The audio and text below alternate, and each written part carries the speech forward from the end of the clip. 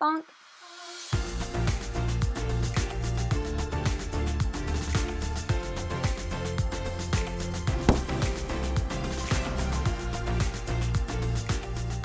Hello everyone, welcome back to Foster the Meeple, a channel all about board games and board gamey things. I am back again today with another pumped up Kickstarter.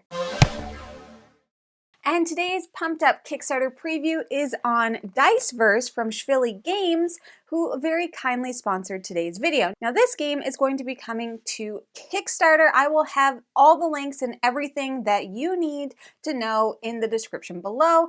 It will be this game along with another game called Fly Further, which I will have a preview on tomorrow, so stay tuned for that. But today we're going to be talking about DiceVerse. Now a few things to note. Number one, this is a prototype version of the game. As everybody knows, before a Kickstarter, from start to finish, things can change. All right, so just getting that out there. Now this is a 2-player only asymmetrical kind of battle game.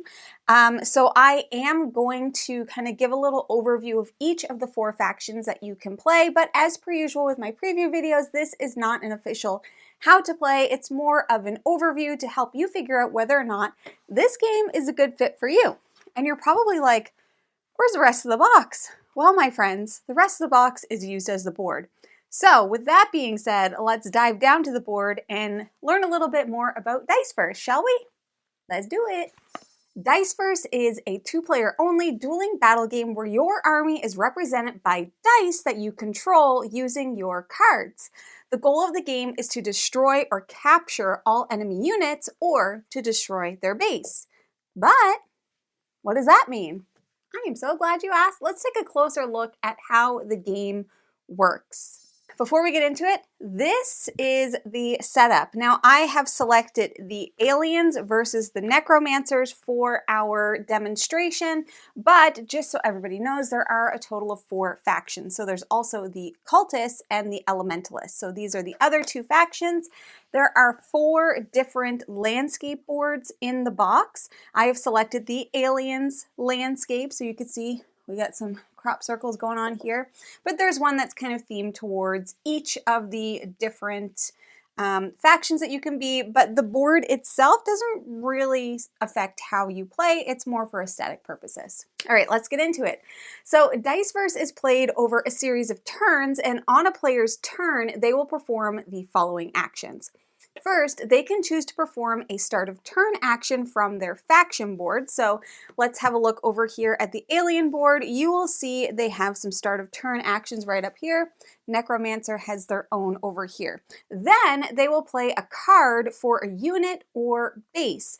Each of the factions has their own deck, and you're going to start with a hand of 5 cards. Everybody's cards are going to be unique to their faction. So these are examples of the aliens card with a really fun art. And then the necromancer has different cards, and they're all going to be doing different things. However, there are some base actions that you'll find in most of them, which I will go over. Speaking of the alien faction, if you are playing as the alien, you may perform your end of turn action. So this is after you play a card for a unit or a base. So we have our end of turn actions printed right on the board here. Not all of the factions have that, just the alien faction. Then you are going to draw cards back up to 5 to refill your hand, and after this, your opponent will begin their turn. So that's kind of how a turn structure works. Next player is going to go, so on and so forth. So like I've already mentioned, there are 4 different factions, and we're going to get into that in a little bit. But before we talk about those factions, let's take a look at the 4 basic actions that everyone will encounter in this game. The first being movement. Now movement is this arrow symbol right here. You'll see some of the dice faces also have that arrow. So for movement, the target unit can move up to the number of hexes indicated on the unit's dice face. So as an example, this green die here has 2 arrows indicating that it has 2 movement. Then we have a melee attack, which is signified by this sword icon right here. For a melee attack, the target unit can attack an enemy unit or base in the same hex. The defending player may play a defense card. If the attack succeeds, the attacked unit or base will lose health equal to the attack value, which is done by rotating the die. So let me just give you an example here. We have two opposing units in this hex. So if the necromancer played out a card that had the sword, they could do a melee attack. Now, if the alien chose, they would be able to play a defense card, and the alien character in particular has a lot of defense cards. If you look at this hand, we have defense on all of these shields. So if the attack succeeds, the attacked unit or base will lose health equal to the attack value, which is printed on the die. In this example, let's just say the attack was successful. The 5 is hitting the 4 for 1, so the 4 would then tick down to a 3. If the attack value is equal or greater than that value, it's destroyed and removed from the board. If a base is destroyed, the game ends immediately. Now we have two bases. The alien's base is right here, and the necromancer's base is right over here. Next up, we have a ranged attack, which is going to be signified by the bow and arrow symbol. For this, the target unit can attack an enemy unit or base in an adjacent hex. A ranged attack can only take place if you have more units than your opponent in that adjacent hex. So it is important to note that bases only count as half a unit. So these are going to be considered 1 unit, whereas a base is half a unit. Now, before we get into cards, I'd like to talk about units of bases. Each player has a unique set of unit dice and base dice. So you can kind of see that from the display here. The green die belong to our aliens, whereas the black die belong to our necromancers. And then they each have their own base die, which do have different values. And I'll talk about that a little bit more when we get into the factions. The armies for each player are formed during setup. So how that actually works, it's kind of interesting. So whoever is not the start player is going to take all of the unit die, so not including the bases. They're going to take them and they're going to roll them into the kind of battle area. Wherever the dice land, that is where they're going to have their starting positions, and there's a few things to note, like if a dice bounces out or if it's in between two hexes, all of which is outlined in the rulebook. Their rolled values represent each unit's level, movement, and attack. So as an example with this die, 5 is its level, aka its health level. The attack amount is going to be listed in the second section with those starburst icons, and movement with the arrow icons below. Unlike units, bases do not attack or move, but they do have unique abilities based on which faction they belong to. Now let's talk about playing cards. So strategic use of your cards will be the main way for you to achieve victory in this game. Cards will require you to choose a target unit or base in order to play them. When played, the card will read and proceed from top to bottom. Once a card has been played, you will then discard it. So let me show you an example of a card. Let's use Graveyard Orders from the Necromancer's deck. So the first thing that you're going to notice in a card, and the aliens cards are going to be slightly different, but let me put one up here for you. Actually, let's grab one from everybody's deck. These are examples of different cards from different decks. So here we have in the top left-hand corner the basic action. So we've got movement, range attack, here we have defense, and here we have a melee attack. So that is your basic action.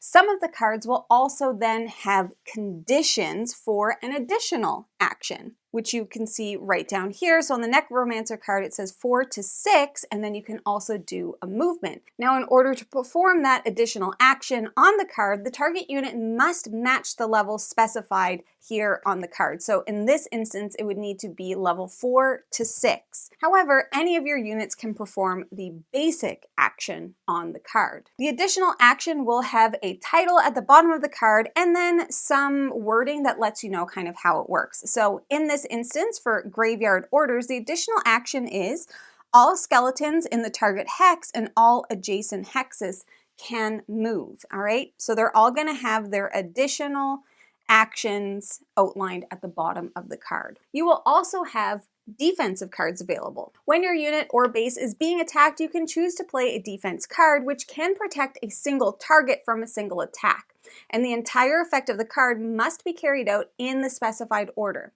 So if facing multiple attacks, you may play multiple defense cards. You can also play defense cards on your turn using the alternate base action. So as an example on this cultist card, it has a defense up at the top and there is a condition up here. So this unit has to be at a 1 or a 2, or its basic action is a melee attack. However, I would consider being mindful of using your defense cards for their basic attacks.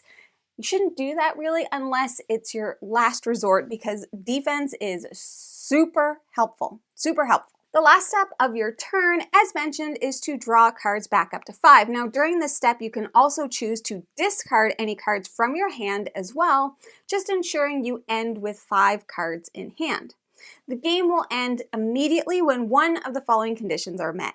Your opponent has no units left on the board, though this condition does not apply to the Elementalist. Your opponent's base is destroyed, or your opponent has no cards left in their hand, deck, or discard pile when playing the Elementalist. We've talked about factions a little bit, but let's dive in just a little bit further so you can know kind of what the difference is between these 4 factions. Starting with aliens. Alien units are all identical with 2 attack and 2 movement. So you'll see no matter what side the die is on, we've got 2 attack and 2 movement. Though they aren't strong and don't have special abilities, this is compensated by the mobility and abilities of their base, also known as, of course, the UFO. All of their faction cards start with a UFO action. So if you'll see written down here, UFO to target unit. The UFO melee attack in every hex entered, dealing damage equal to the number of total units in the hex. The UFO can capture units, and at the end of the turn, the UFO can move up to 2 hexes, just not into one with an enemy base. Their action cards also work in reverse to other factions, starting from the bottom up. I will also read some of these things here. Your start of turn actions, you get to choose one, capture any unit in the same hex as a UFO, or deploy a unit from the UFO. This section down here is where you're going to place your captured units, and the base feature over here, each time the UFO takes damage, deploy 1 unit for each point of damage received. For each attack, if there is at least 1 captured unit in the UFO's cargo hold, which is right down here, the UFO will ignore 1 damage. Next up, we have the cultist. The cultist base has the lowest health of all the bases. It only goes up to 4, whereas as an example, the aliens go up to 10 and the necromancers go up to 12. So this one is itty bitty. However, its ability to regenerate more than compensates for this disadvantage. On top of that, it can only take 1 damage per attack. Now, level 5 and level 6 cultist units have special abilities. The level 5s can take damage on behalf of another unit or base if it's in the same hex, and the level 6 units ignore damage from any attack. They do not attack, but instead can restore the level of an ally unit or base anywhere on the board. So they've got regeneration on their side. So let's take a look at their start of turn actions. They can choose one of the following: move an ally unit, draw a card, all ally units in a hex, attack, melee attack, or increase the level of all ally units in the same and adjacent hexes of the cultist by 1. Then we have the Elementalists. They are considered a master of water and fire, and their base as well as units represent these elements when their value is odd or even respectively, and will determine their abilities. So, as you can see, even numbers represent fire, odd numbers represent water, which is also signified by the color that is on the die. The Elementalist can be both a unit and a base, even within the same turn. They have low health, they only have up to 6, but they can sacrifice their units for each point of damage they wish to mitigate. Let's take a little bit of a look at their board here.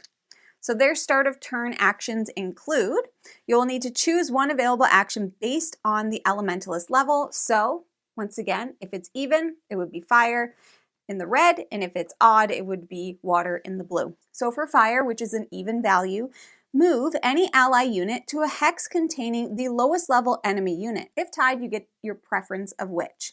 For the odd value, or water, Exile a random card from your opponent's hand. The Elementus stats, so damage and movement, are equal to the total number of exiled cards. Finally, the Necromancers. Their base has the most health at 12, but it cannot attack or defend. When the base is attacked, it moves by a number of hexes equal to the strength of the attack. The Necromancer units come in two types. We have skeletons and necromancers.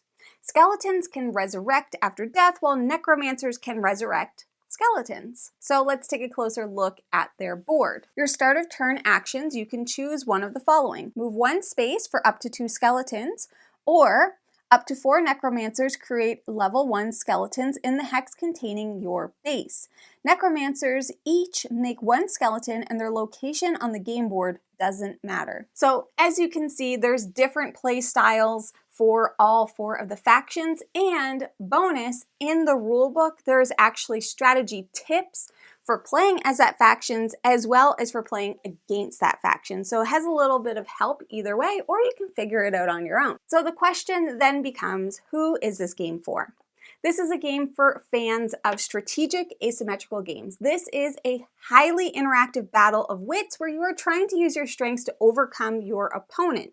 The base rules are pretty straightforward and simple. However, the depth in this game is definitely going to be in learning and perfecting the different factions. So trying to figure out what is the best strategy and gameplay, both on the offensive and defensive for all 4 factions. It also has a fun kind of dark theme where it's bad guys versus bad guys. So fans of sci-fi and horror may enjoy this theme, and all of the factions are just so different. The art is really fun and kind of like dark but kind of cartoony at the same time. So if it fits your aesthetic, this may be a good fit for you as well. There's also lots of variety in terms of how you match up the different factions.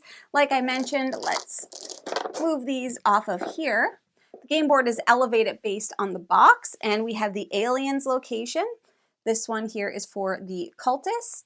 This one here for the necromancers, and this one here for the elementalists. So everybody's kind of got their own little location board, and they all work in the same way, which is really fun. If DiceVerse seems like it might be a good fit for you, like I mentioned before, I'm gonna have all of the information, everything that you need to know, in the description below. I will have another video coming out tomorrow for another game from this publisher called Fly Further, so stay tuned for that. Now, if you're interested in buying board games, like other games from Philly Games, you should first start by checking your friendly local gaming store. For us, that is the Boardroom Game Cafe.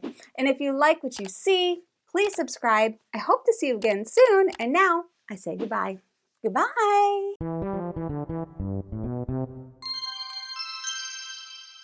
Just watch how fun this is. Where's everybody gonna start? Ooh, ooh.